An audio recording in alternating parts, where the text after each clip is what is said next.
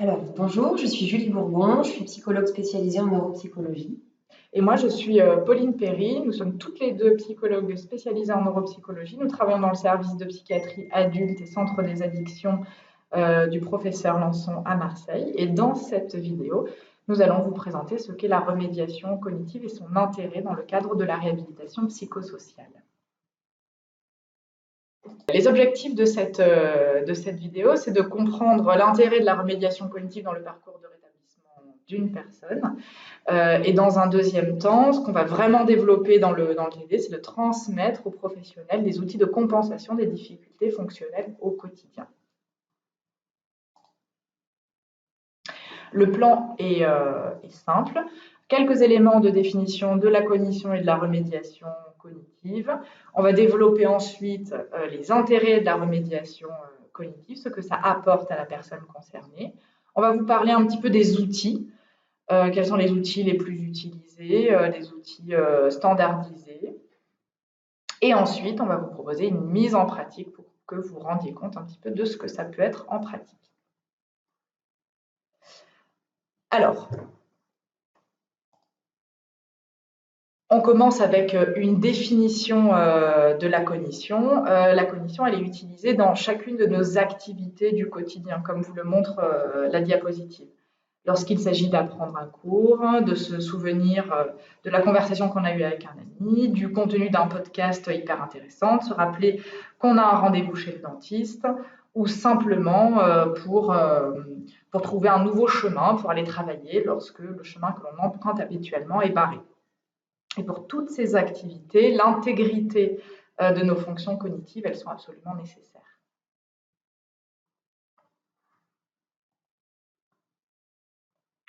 Alors, quand on parle de cognition, on parle de quoi? Ça renvoie à 4 grands types de processus. La mémoire, l'attention, les fonctions exécutives, la cognition sociale. Pour chacun de ces processus, même ceux qui sont au singulier, on pourrait tous les mettre au pluriel. Là où les mémoires, donc, à court terme, à long terme, la mémoire autobiographique, la mémoire procédurale, donc cette dernière, c'est vraiment la mémoire des savoir-faire, comme quand on fait du vélo, par exemple.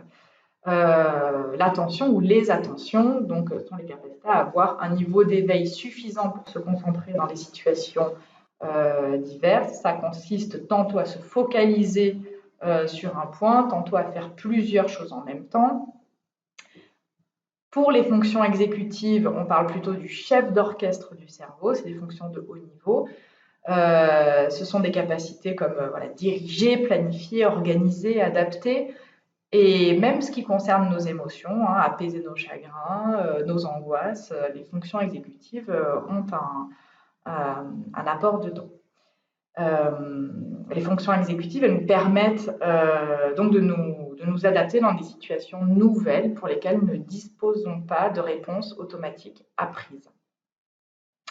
Et enfin, la cognition sociale, c'est un processus aidant à comprendre les gens qui nous entourent et les interactions sociales. La remédiation cognitive, une définition.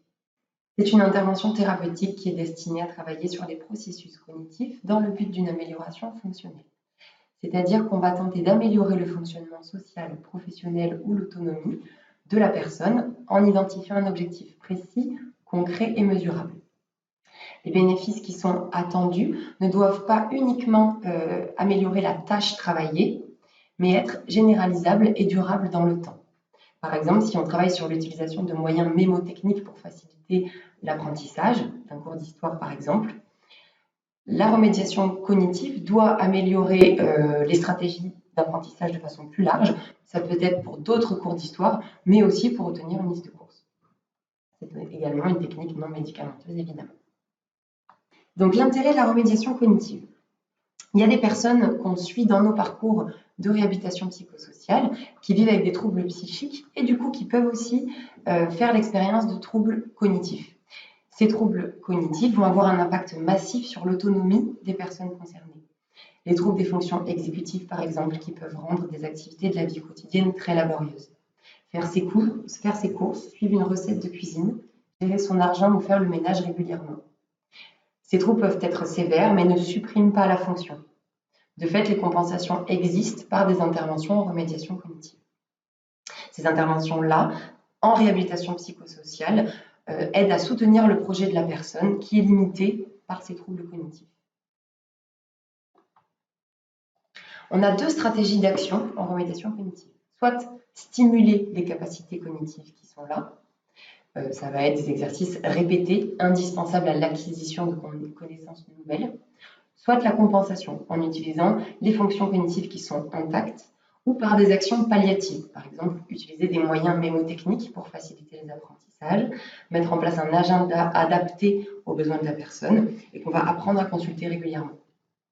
Ou bien travailler sur son environnement pour réduire les sources de distraction. L'intérêt de la remédiation cognitive. Donc la procédure, en règle générale, c'est de récupérer les plaintes subjectives de la personne, dans quelles activités de la vie quotidienne elle est handicapée par les troubles cognitifs. On lui propose ensuite un bilan neuropsychologique. On fait le lien entre les résultats de ce bilan et les plaintes fonctionnelles de la personne. On met en place avec elle des objectifs de travail concrets, c'est-à-dire sur quelle activité précise elle souhaite s'améliorer. On fait de la remédiation cognitive qui va viser à l'amélioration de ces fonctions-là. Et ensuite, on va y réévaluer, et à la fois dans sa vie quotidienne et avec un bilan neuropsychologique. Alors, quels outils on va utiliser? Donc, tout d'abord, des outils d'évaluation, le bilan neuropsychologique et puis des échelles fonctionnelles type ERF. Donc, pourquoi est-ce qu'on utilise un bilan neuropsychologique? Puisque dans les troubles psychiques, il n'y a pas forcément de profil d'altération type des fonctions cognitives liées à une maladie en particulier, mais plutôt une grande hétérogénéité en fonction des personnes qu'on rencontre.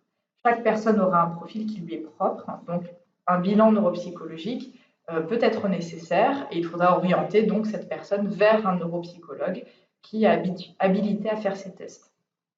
Ensuite, on peut utiliser des échelles fonctionnelles et les échelles ERF sont des outils qui permettent de faire une évaluation des retentissements fonctionnels des troubles cognitifs dans le quotidien des personnes en présentant des situations concrètes et en expliquant par ailleurs la fonction ciblée.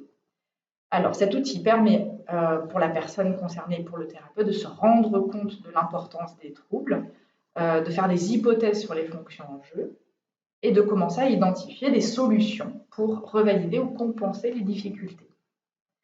À l'inverse du BNP, ces échelles peuvent être utilisées par tous. Donc, par exemple, pour repérer un trouble de la mémoire verbale, on peut poser ces questions qui sont le reflet de ce trouble dans le quotidien. Vous arrive-t-il de vous arrêter au milieu d'une phrase parce que vous avez oublié ce que vous voulez dire? Ou alors, un autre type de question, est-ce qu'il vous arrive d'oublier le contenu d'une conversation? Et donc, ces questions, elles sont censées nous permettre d'identifier les difficultés dans le quotidien de la personne.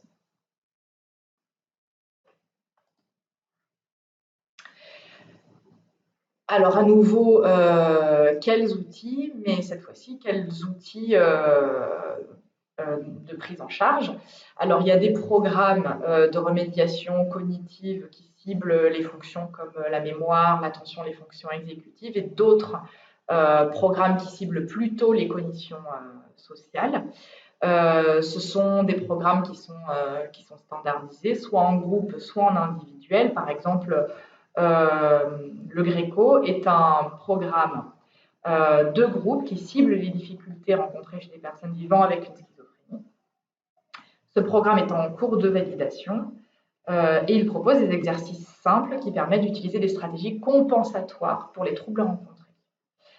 Les programmes comme Tom Remède et SKIT dans la partie cognition sociale, donc ce sont aussi des programmes de groupe qui ciblent la revalidation justement de la cognition sociale, en particulier tous les processus d'attribution d'intention, de biais de raisonnement. Il existe aussi d'autres programmes individualisés comme le programme RECOS. Et pour utiliser ce programme, il y a une formation courte qui est proposée. Mais lorsque la personne a identifié la difficulté dans la situation concrète du quotidien, qu'un objectif concret a été, qu'un objectif précis a été défini, tous les moyens sont bons en fait. Donc, de même, des échelles individualisées, répétées, fait main peuvent être mises en place l'intérêt que l'échelle ou les exercices soient sensibles, progressifs et pertinents pour les objectifs visés.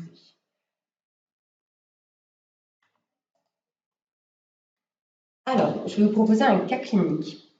Je vais vous parler de Cédric, qui a 26 ans, qui vit avec une schizophrénie. Cédric, il a été orienté en réhabilitation psychosociale suite à une expertise en centre expert schizophrénie. Actuellement, il ne travaille pas et il souhaiterait reprendre une formation ou une activité professionnelle. Alors lui, il a un souhait qui est très clair, il veut être agent polyvalent en grande surface. C'est son seul projet, mais il le souhaite vraiment. Ce qui se passe, c'est que Cédric a déjà eu des expériences professionnelles antérieures qui se sont mal passées. Il décrit qu'il ne comprenait pas les consignes de son supérieur et il nous rapporte que ses collègues se sont plaints d'un manque de dynamisme de sa part. De fait, les périodes d'essai qu'il a eues n'ont pas été reconduites. Le bilan neuropsychologique qui a été fait a mis en évidence un trouble de la mémoire de travail. La mémoire de travail est la capacité qui permet de maintenir et de manipuler des informations en mémoire à court terme. Dans le cas de Cédric, les difficultés à comprendre les consignes sont mises en lien avec ce trouble de la mémoire de travail. Ce qui se passe, c'est que la manipulation des informations verbales longues et complexes entraîne des oublis et des difficultés de compréhension qu'il nous décrit. Donc, en remédiation cognitive, nous avons surentraîné la mémoire de travail sur la compréhension des consignes, précisément dans le domaine professionnel puisque c'est son souhait. On a travaillé de manière progressive en proposant des consignes de plus en plus complexes. Par exemple, au départ, un exercice que j'ai pu lui demander de faire, c'était de prendre, Cédric, tu prends cette boîte, tu l'amènes dans le bureau d'à côté. Donc voilà, il doit réaliser l'action qui lui a été demandée. Et puis à la fin, en fin de suivi, on était sur des consignes très complexes. C'est-à-dire que tu prends la boîte bleue, tu mets à l'intérieur les 4 dossiers suivants et tu les amènes dans le bureau d'à côté sur la 4e étagère de gauche à côté du dossier vert, par exemple. Voilà pour ce cas clinique.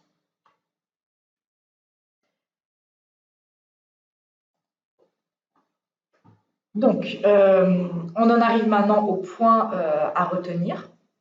L'important dans cette présentation, c'est que la remédiation cognitive permet de lever des freins pour la réalisation des projets de vie des personnes.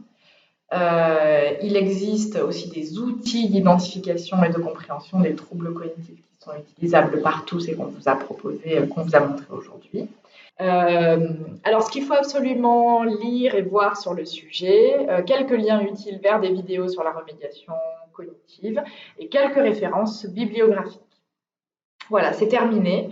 Et donc, pour les personnes qui veulent aller plus loin, vous pourrez assister aux travaux dirigés du DELU de réhabilitation psychosociale.